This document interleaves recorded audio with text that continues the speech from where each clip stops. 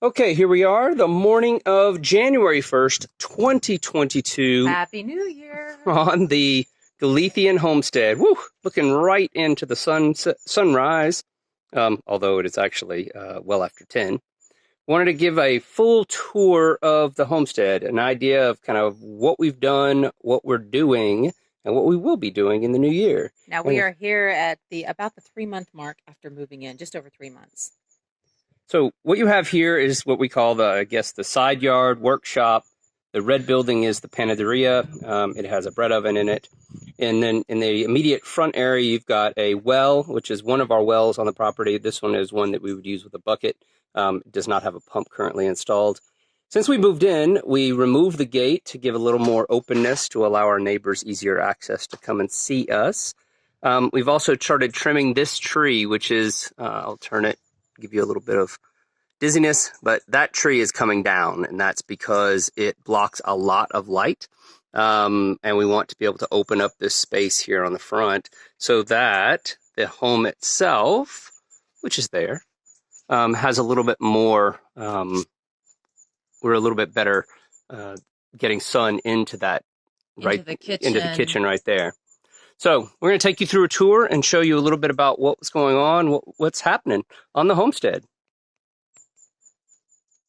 It seems that Nico, our new little puppy, is going to be a guest star throughout this entire shop. So we are right behind, or right to the side, actually, of the panaderia. You can see the house there. What you have here is you have a persimmon tree, a lovely persimmon tree. We still have some fruits left that we're leaving for the birds. But we have all of these, and a ridiculous amount of camellias. All of these are camellias, and they are quite overgrown. And so down that little path, you might be able to see between them. You can barely even make it down the path, but there's an old apple tree and a huge fig tree. And so we want to be able to cut these back so that we have access kind of more to the path, plus bringing a little more light into the garden so we can kind of visualize what we're doing. This right here is an old pond.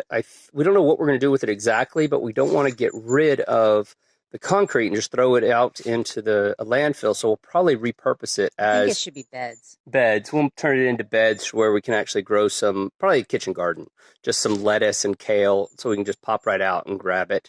And then you have a variety of other plants that we are still learning the names of.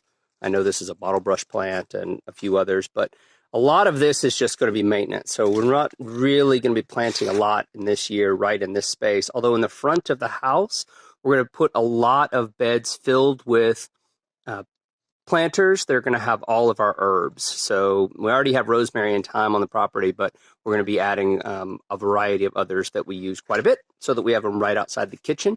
And then all of this rest of the stuff is really just going to be maintenance, trying to get control of it, because it's not that it's completely out of control, but it is certainly big. It's pretty out of control. So you have another side yard here, kind of these secluded little spaces with 2 olive trees, which I know never produce here in Galicia. This actually looks out to our little road right in front of our house, too. Yeah, so there's a little tiny road to a few neighbors use it. And then beyond that is what we call the orchard, which we'll take you through in a little bit. That's a tea tree right there. Hey, another camellia. You're going to hear that a lot. In the background is a cherry tree. And then in here, you have a magnolia. This is a type of magnolia, we're told, right here, that's just coming into bloom for the spring. So you can see some little buds right there, if you can see those. So, yeah, so there's some buds right there. So there are a couple magnolia trees, and you have mimosas throughout here. And so you can't really see it in the glare, but a variety of lovely mimosa trees. And this is kind of an open space in the summer, the end of the summer when we arrive, beginning in fall. This is a lovely little sun patch. So you have very tall trees right around it, but it creates a nice little sun patch. These are, and you're going to see a lot of these are chestnuts.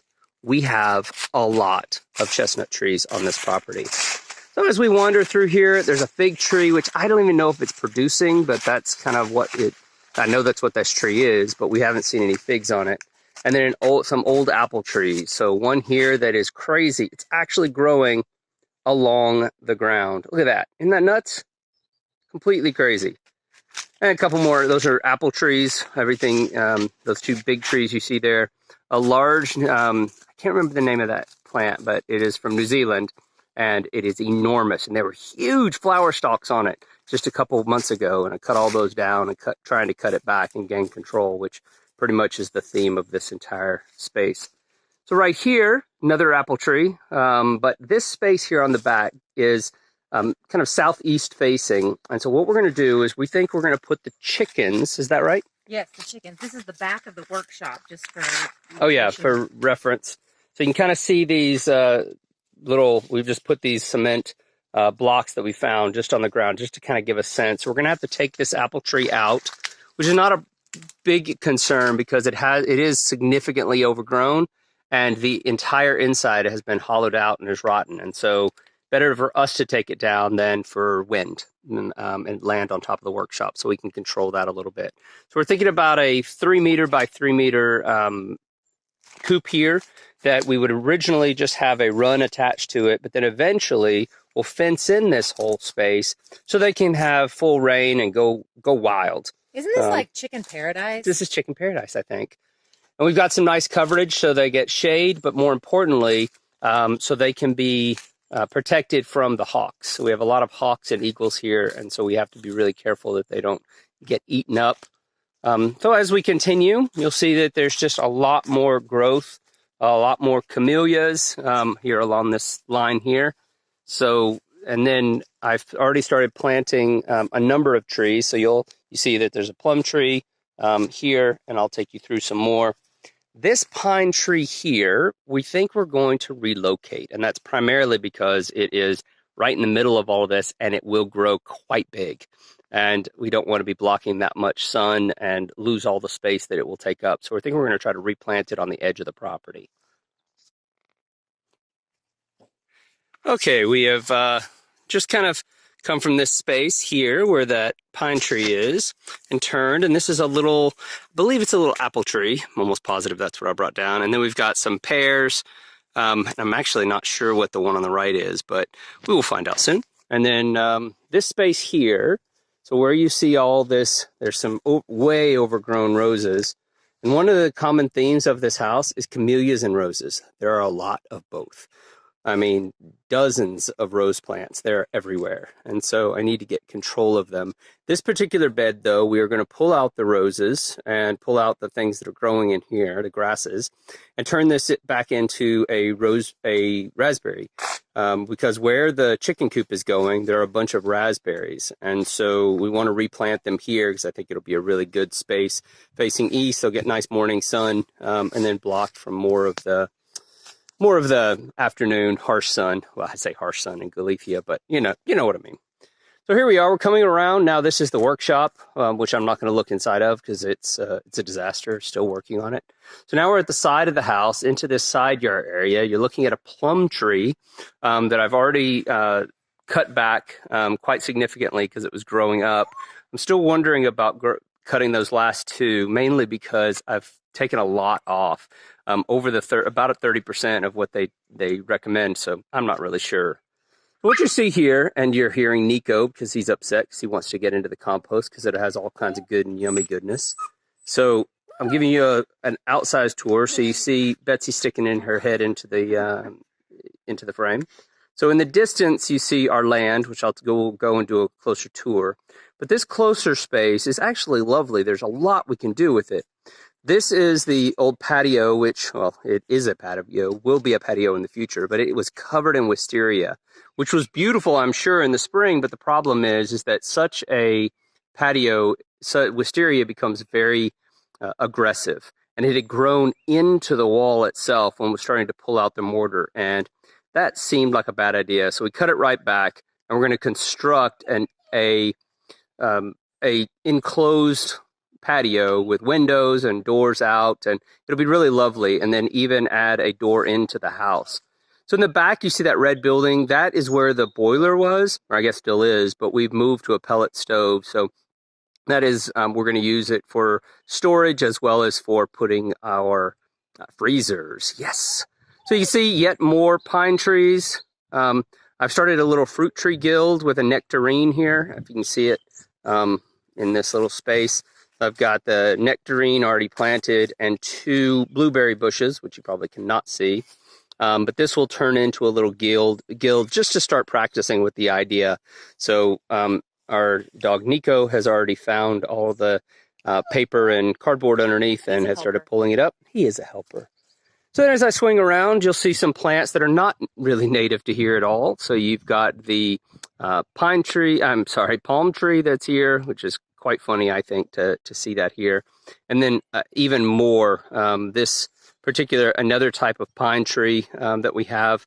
And so we're gonna have to move this one as well because it's right kind of smack dab in the middle of this space. But this is an area where we're going to be thinking more about how to add more food into this area and how to move this really ugly but practical clothesline here and come up with something else. There's actually wisteria planted all along the base of it. So what we might do is find another place and regrow the wisteria up it.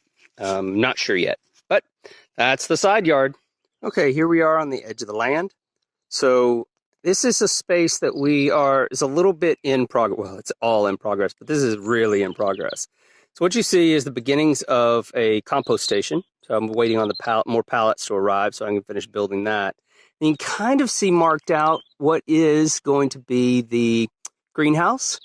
And then right in front of us, you've got this space, which is going to be the main garden. I've already built 3 of these beds. I'm going to have a total of 7, each 5 meters long.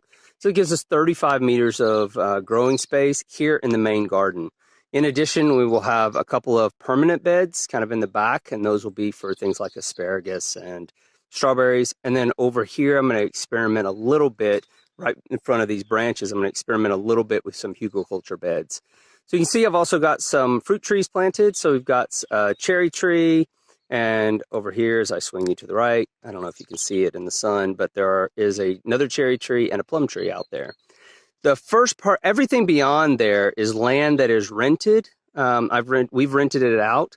And so everything beyond those 2 poles, those 2 light poles, or I guess electrical poles, that land we're renting it out to someone so that they can grow feed for animals, mainly for cows. And so because we don't know what we're going to do with it yet, it's a little bit easier to earn just a tiny bit of income than try to attack all of this at one time. All of those trees you see out there is also part of our land. So those trees out there is a little forest. It's maybe 3,000, 4,000 square meters of trees. Some of them not mature, but they're mature-ish. And so that's yet another project to figure out what we want to do with it. But for now, it's way in the back burner. Yeah, it's a great place for the birds. If you go close over there, you can hear them even now, even in this dead of winter kind of a thing. It's absolutely beautiful over there. So this is another mature chestnut tree. This one gives us the most amount of chestnuts. It grows quite nicely because it's isolated. So it's lovely.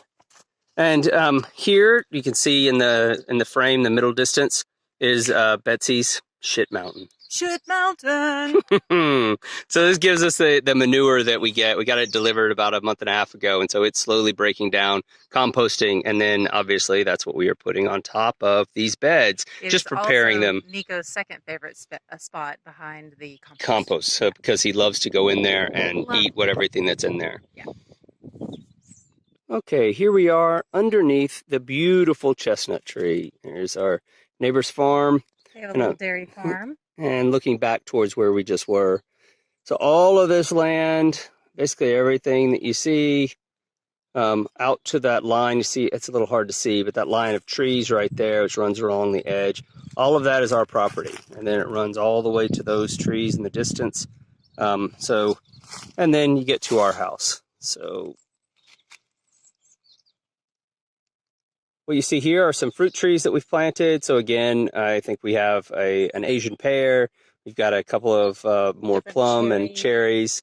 So all of that is here. And these are all designed to just kind of start bringing a little bit of life into this land that has been basically corn and different and ryegrasses that have been grown for the last several years.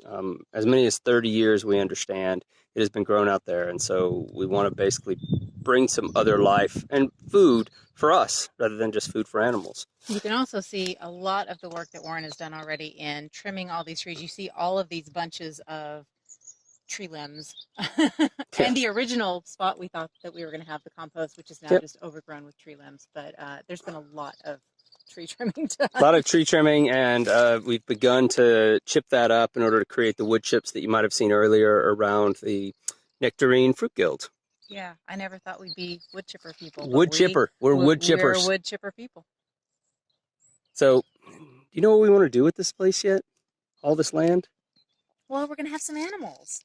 So that's the idea, is to bring some sheep, and we've talked about alpacas, and we've talked about maybe little pygmy goats, but we have a lot of land available to them, and so we could certainly fit a bunch of them on there if we wanted to.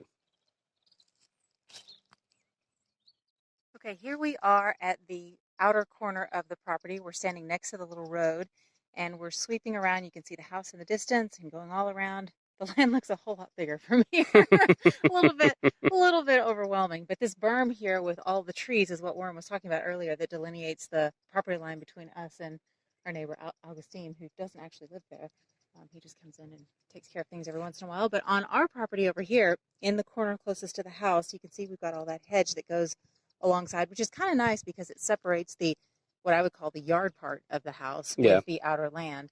And so while it's not maybe my favorite, I think Agreed. it's going to be a good thing for us. But there are a few trees that you've planted out behind that Yet hedge. another plum tree, and I'm sure there's another cherry tree in there, and we've got more planned, more apple trees and things that we're going to put in. Yeah. Did you talk about the greenhouse? Were you in? Yeah, I did. Okay, I did. good. I mentioned the greenhouse. Okay. Yeah. But you can see this whenever it is covered in corn, it actually looks big then too. But it looks smaller than now. Now when you can see everything, it seems overwhelming. Yeah, but in this instance, I really like the idea of seeing, we would have different paddocks and places for the animals over time. We're not going to be doing that anytime soon, Nope. but it is definitely our growth plan. All right, here we are on the side of the house. So you can see yet this massive pine tree, and then that one that is the really pointy, thin one right by the car, that one is the one that's coming down in order to give us more light.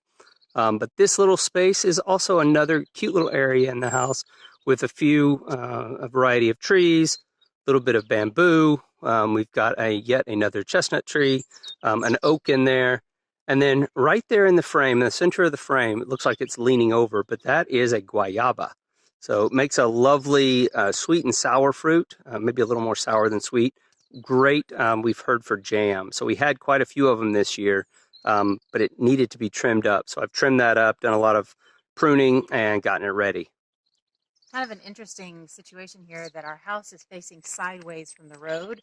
So this is actually the front of the house if you're thinking about it from the road, and then the house faces sideways, which I think makes for kind of a really nice side garden. And so we have this side of it, and we'll take you to the other side in just a few minutes. But then that really pruned up tree that you can just see there in the shot, that is a granada, or a pomegranate. That's it. And so that is, but obviously this is not exactly the climate for a pomegranate. So they don't really mature, but we do get fruits on it, just not a lot of mature ones. Look at our flowers. And there's some flowers. There's the first camellias of the season. It is one of dozens of camellia plants. We are going to have an explosion of color very soon. So what I want to do now is I'm going to swing you around. We're going to go through the sun. And now show you that we are about to walk through that gate. And in a minute, we'll start on the other side of it. But we're going to walk into the orchard. So we have this triangular shape of land that is separated by this road here. And this is where we have a variety of very mature trees, including several varieties of pine trees. We've got a couple of oaks, including an American oak. We've got some black locusts, and even a giant boxus tree. So it's a little crazy inside of there. A monkey tree. Monkey tree as well. So you can see, I don't know if you can see that monkey tree inside of there, but they're all planted very close together, which makes for a beautiful growth, but some of them don't mature quite right. So we're going to step into the orchard now.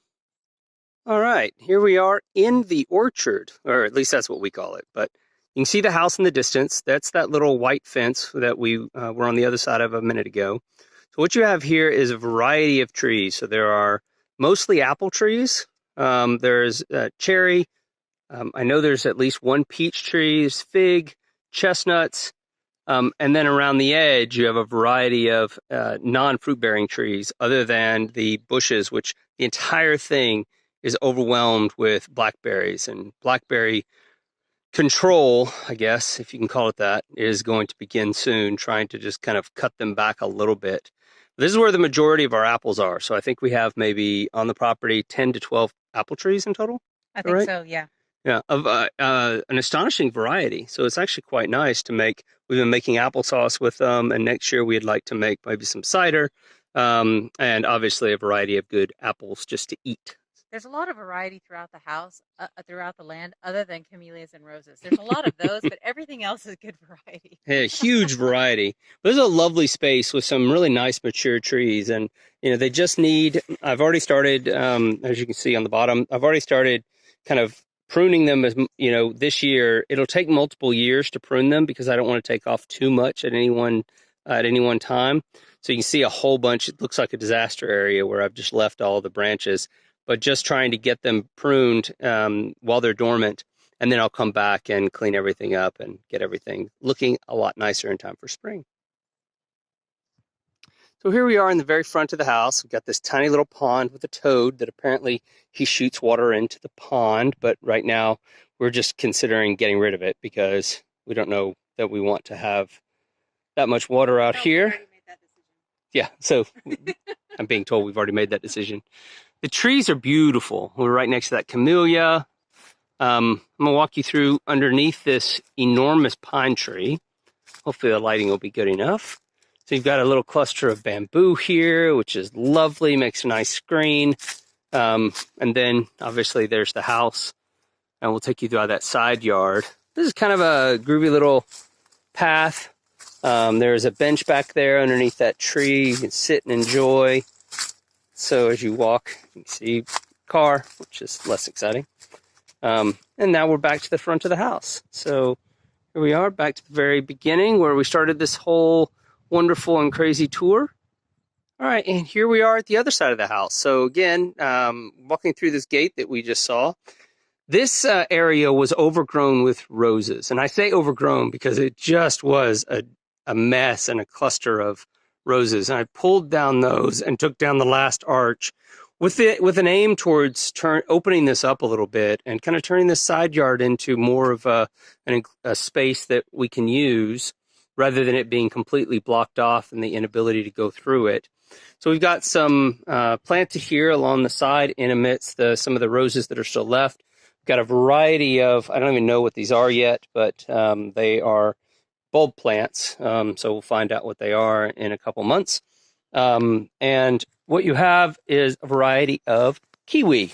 So these are kiwi plants. So you can see it growing up the old rose vine there. So coming up, I'm going to replant those probably to run up these because I didn't realize, but kiwis are quite extensive vines, so they need support. So I'm probably going to put them up these trellises here and use them in order to grow kiwis that we can then pop out, grab in the morning, and have lovely and fresh kiwis. So this is the side yard. So what you see here is another little pond with a ridiculous amount of boxus, which that's probably the third most populous plant here. But a lot of box here. And so this little area here, you've got that. You've got a variety of water, so some faucets. And there's yet another behind that. Oh, wait, it's a camellia. Behind that camellia is yet another potho. So well, thank you. Do you want to talk about these plants? These are hortensias, but I don't know what they're actually. Don't recall what they are in English. What they are in English, but they're obviously in winter state right now. But they're usually a beautiful blue, and they were. I think that we had color up until really the beginning of December. Yeah, you can still see a little bit of the blue still in there. So blues really and purples. Excited for this to come back out, and our bedroom window is up up there. So when you wake up in the morning and you open the shutters, the first thing you see is this wall of flowers, which is absolutely a beautiful way to start the day. So I don't want to do anything to get rid of those because I really like that. Although you have started clearing this out a little bit underneath Yep. this tree, and I think it really makes having that little bit of space makes everything pop because before everything was just so intermingled and overgrown that it was really hard for individual Right. things to stand out. So I love what you're doing with that. Just trying to clear it, give them space to breathe and to enjoy themselves. And those things that either we don't care for as much, like the box, we can get rid of and give more space for the things we do, which is kind of the whole goal in making it our own, putting our own stamp on it. So this is the backyard. You're going to see a little bit of trash of our ongoing process, but this is what, I guess it's the backyard, but we don't really use it much right now. So you see a bench here. There's a really nice, needs to be some repairs done, but there's a nice barbecue pit. And then, we have some planters back here. That one in the frame is thyme. And we have rosemary here, which will be moving and replacing with a variety of herbs for the front garden. As we mentioned in the first one, there's some old tile, and these are, yet more camellias. And obviously off to this side is the land behind these shrubs that I talked about earlier. I think my arms are long enough. I think I'm getting it. But it's a nice little division between what is the yard and what is the land. Okay, here we are to the side of the house. There's the boiler, or the storage room, pellet storage, whatever we want to call it. This is where we're going to be building an indoor enclosed patio. Like a sunroom. Yeah, like a sunroom. And we'll have a door that goes into the house, which goes into the salon, comes out, has this space, and then there's a little space up front that will just be open. And we'll be able So the whole thing will be covered. Yeah. And you'll have between those two columns that are there, those will all be windows. And then this area here at the very end, the last section, will be open to, we'll have a cover on it. So we can go out and sit in the summer and get the air and everything without being, if it's raining, without being in the rain. And then you have this whole yard space here, which we're going to do something with. We're thinking about putting maybe a fence up, a little fence to keep the dogs in, but we're not sure yet. So that means we'll be relocating this bed here probably, getting rid of all of this yet more box, and relocating that to the edges of the property, letting it grow wild. And that area in the back that's covered with ivy is actually a stack of slate. It's a slate wall. We'll have to do something with that at some point too. And Yep. then there's a giant stump back there that needs to either be removed or incorporated somehow. Yeah. Into So if we could figure out how to incorporate a giant stump into the landscape. Giant mushroom. So then this is the unattractive pole that brings electricity into the home. So I might yarn bomb that. Yarn bomb. Yeah, I don't know. We'll figure something out. So again, this give you a sense of where we are. There's looking back on the land, the beautiful and stunning clothesline that may also need to be yarn bombed. I'm just saying. No, we're getting rid of it. Got it. Getting rid of it. There you go. Plan made. So that's where we are. That takes us right to the front of the house where we all began this little tour. Okay, this is like a little hidden shady oasis. This is in between the canaderia and the workshop. Yep. So the red is the back of this is the bread oven, back of the bread oven. And we're walking down through a variety of plants. And most of them now are going to be camellias. Shocking. That is a really healthy fig tree. So he gets a lot of figs, but they don't mature enough because of the cooler temperatures here. But he certainly has no problem growing. He just needs to be trimmed down and cut back a little bit. This is a very old and mature apple tree right here. So that is leaning, but it still produces some lovely apples. We don't know what we're going to do with this space yet. We haven't even talked about it. It gets a lot of shade, but still a lot of things we can grow. Obviously, we can grow ivy. So let's assume that you plan to grow ivy here. So, and then as I walk up here through this groovy little shade space, I'm going to look back and give you a sense of kind of what it looks like right now, because our plan is to cut back these camellias quite extensively, either turn them into trees, a few of them into trees, but most of them we want to cut down to maybe just a couple meters, a meter or meter and a half, so that we can bring a lot more light into this space, because we don't really need more shade on this property right now from here. Though we might be swayed after the beautiful blooming season. I mean, I'm looking at True. all the bulbs on here, the blooms that are about to come out. And so there we are. There's where we began this whole thing, and at the front door. And so that is the Talbot Homestead here in Galicia. January 1st, 2022. Happy New Year. Happy New Year.